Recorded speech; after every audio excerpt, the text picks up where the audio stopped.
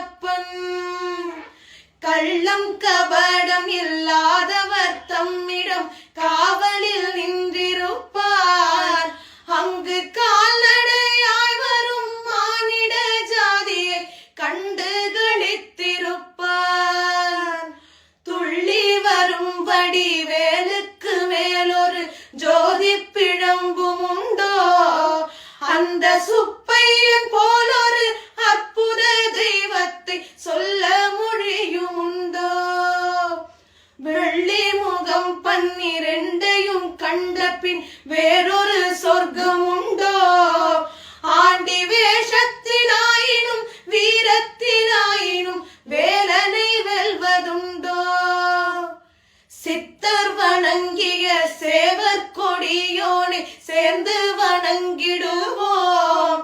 அந்த சிக்கலில்